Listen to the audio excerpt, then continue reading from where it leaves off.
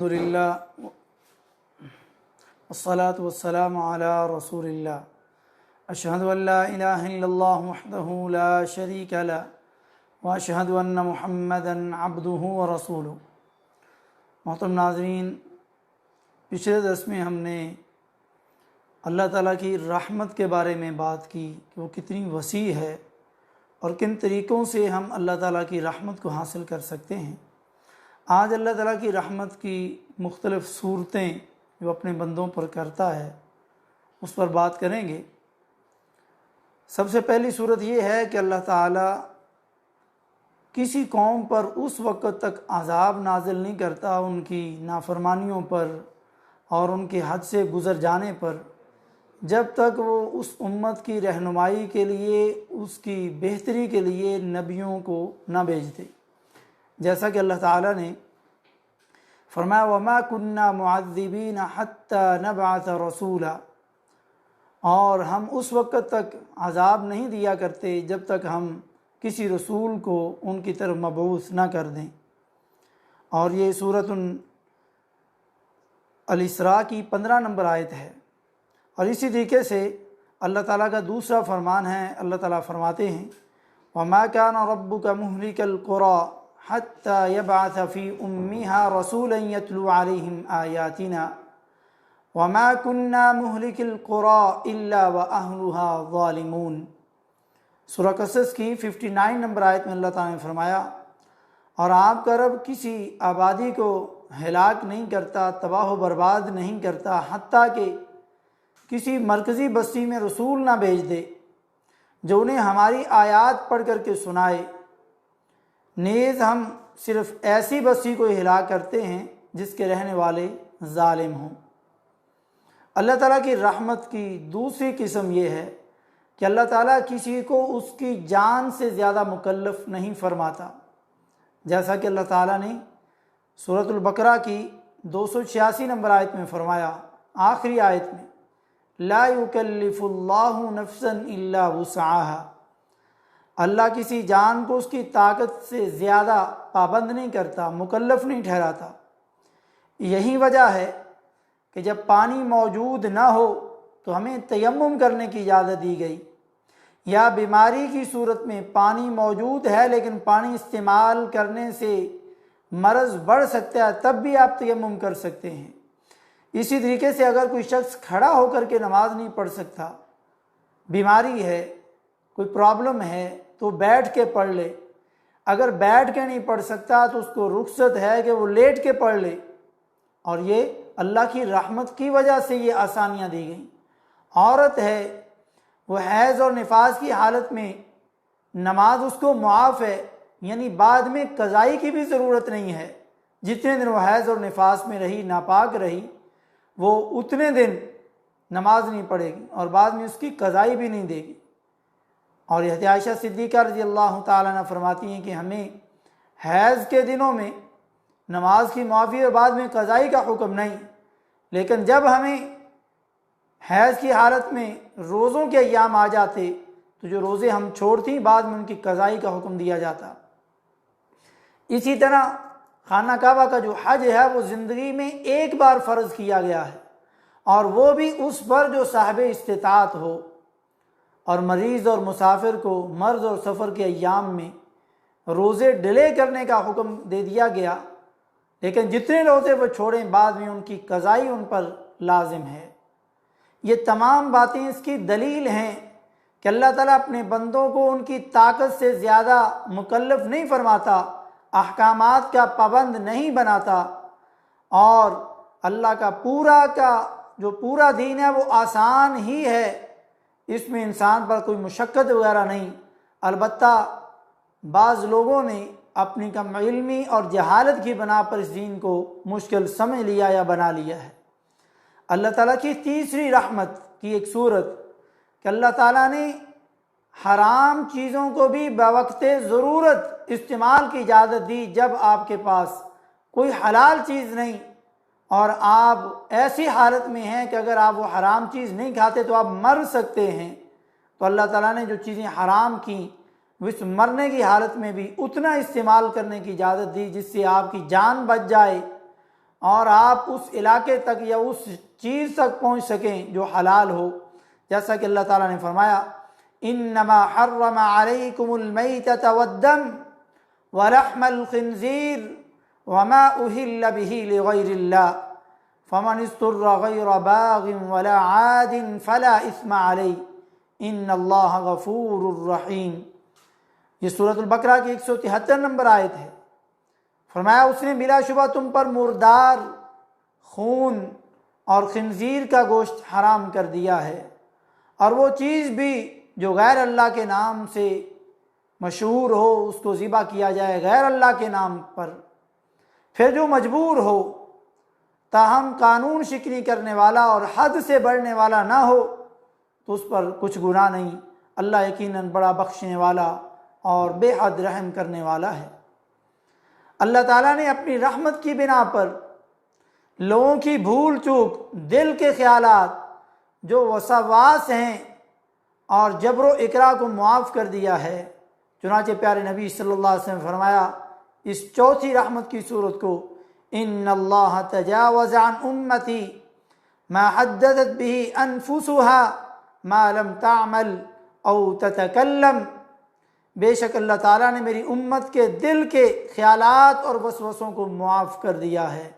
جب تک وہ عمل نہ کر لے یا جب تک اس کو زبان سے ادا نہ کر لے، گفتگو نہ کر لے۔ اور یہ صحیح بخاری کی 5269 نمبر حدیث ہے۔ اور اسی طرح آپ صلی اللہ علیہ وسلم نے فرمایا ان اللہ قد تجاوز لی عن امتی الخطأ والنسیان وما استکرہوا علیہ، بے شک اللہ تعالیٰ نے میرے لیے میری امت کی غلطی، بھول اور جس چیز پر وہ مجبور کر دیے جائیں اسے معاف کر دیا ہے۔ یہ سنن ابن ماجہ کی 2043 نمبر حدیث ہے اور حدیث صحیح ہے۔ اسی طرح اللہ تعالیٰ نے اپنی رحمت کی بنا پر 3 قسم کے لوگوں کو مرفوع القلم قرار دیا، اور وہ رسول اللہ صلی اللہ علیہ وسلم کے ارشاد کے مطابق یہ ہیں رفع القلم عن 3، عن النائم حتى يستيقظ وعن الصغير حتى يكبر وعن المجنون حتى يعقل۔